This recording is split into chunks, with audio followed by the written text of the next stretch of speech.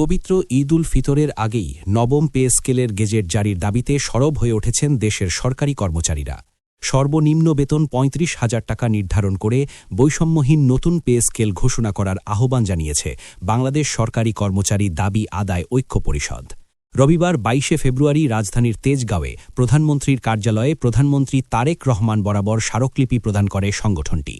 একই সঙ্গে প্রধানমন্ত্রীর উদ্দেশ্যে পাঠানো এক শুভেচ্ছা বার্তায় তারা প্রত্যাশা ব্যক্ত করেছেন ঈদের আগেই এই দীর্ঘদিনের দাবি বাস্তবায়িত হবে। সংগঠনের নেতারা জানান, বৈষম্যহীন নবম পে স্কেল ১৪:১২টি গ্রেডের ভিত্তিতে নির্ধারণ করে সর্বনিম্ন বেতন ৩৫,০০০ টাকা করার প্রস্তাব তারা উত্থাপন করেছেন।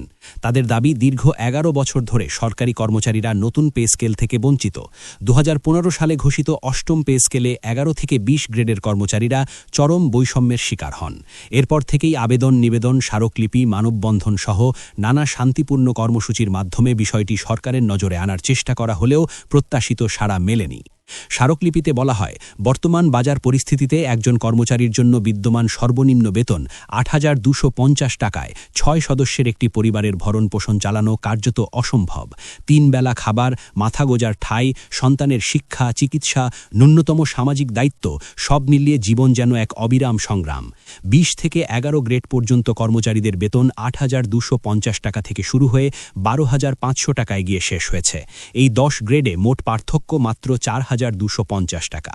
অথচ একই সময় দশম থেকে প্রথম গ্রেডের কর্মকর্তাদের বেতন ১৬,০০০ টাকা থেকে শুরু করে ৭৮,০০০ টাকায় গিয়ে শেষ হয়েছে। এই বৈষম্য কর্মচারীদের মনে গভীর ক্ষোভ ও হতাশার জন্ম দিয়েছে। সংগঠনের পক্ষ থেকে বলা হয়, সংবিধানের ১৫ নম্বর অনুচ্ছেদে নাগরিকদের যুক্তিসঙ্গত মজুরির বিনিময়ে কর্মসংস্থানের নিশ্চয়তা রাষ্ট্রের অন্যতম মৌলিক দায়িত্ব হিসেবে উল্লেখ রয়েছে। কিন্তু বাস্তবতা হল, বর্তমান বেতন কাঠামো একজন কর্মচারীকে মানবিক মর্যাদা নিয়ে বেঁচে থাকার সুযোগ দিচ্ছে না। দ্রব্যমূল্যের লাগামহীন ঊর্ধ্বগতিতে জীবনযাত্রার ব্যয় এমন পর্যায়ে পৌঁছেছে যে মাসের মাঝামাঝি গিয়েই অধিকাংশ কর্মচারীকে ধার দেনার আশ্রয় নিতে হচ্ছে। ঐক্য পরিষদের নেতারা আরও বলেন, অতীতে বিএনপি সরকার ১৯৯১ ও ২০০৫ সালে কর্মচারীদের দুঃখ দুর্দশার বিষয় বিবেচনায় নিয়ে ২টি পে স্কেল ঘোষণা করেছিল। এবারের নির্বাচনী ইশতিহারেও যথাসময়ে নবম পে স্কেল বাস্তবায়নের অঙ্গীকার ছিল। সেই প্রতিশ্রুতির আলোয় কর্মচারীরা নতুন আশায় বুক বেঁধেছেন। ২০১৯ সাল থেকে ধারাবাহিকভাবে বৈষম্যহীন পে স্কেল দাবিতে তারা আন্দোলন চালিয়ে আসছেন। ২০২৫ সালে নবম পে কমিশন গঠিত হয়ে প্রতিবেদনও জমা দিয়েছে, কিন্তু অন্তর্বর্তীকালীন সরকার আশ্বাস দিলেও বাস্তবায়ন করেনি।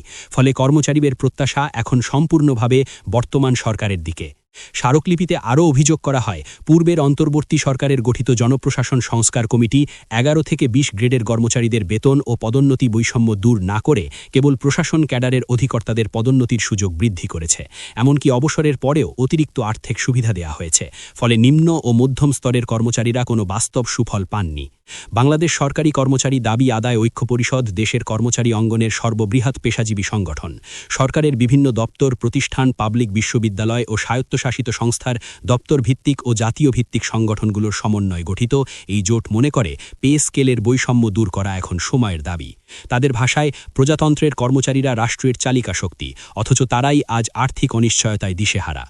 ঈদকে সামনে রেখে তাদের এই আবেদন যেন কেবল অর্থের প্রশ্ন নয়, মর্যাদা ও স্বীকৃতিরও প্রশ্ন। বছরের পর বছর অপেক্ষা, আবেদন আর প্রতিশ্রুতির পর এবার তারা বাস্তবায়ন দেখতে চান। কর্মচারীদের প্রত্যাশা, প্রধানমন্ত্রী তারেক রহমান ঈদের আগেই নবম পে স্কেলের গ্যাজেট জারি করে তাদের মুখে হাসি ফোটাবেন। এখন দেখার বিষয়, দীর্ঘদিনের বঞ্চনা আর বৈষম্যের অবসান ঘটিয়ে সরকার কত দ্রুত এই দাবির প্রতি ইতিবাচক পদক্ষেপ নেয়।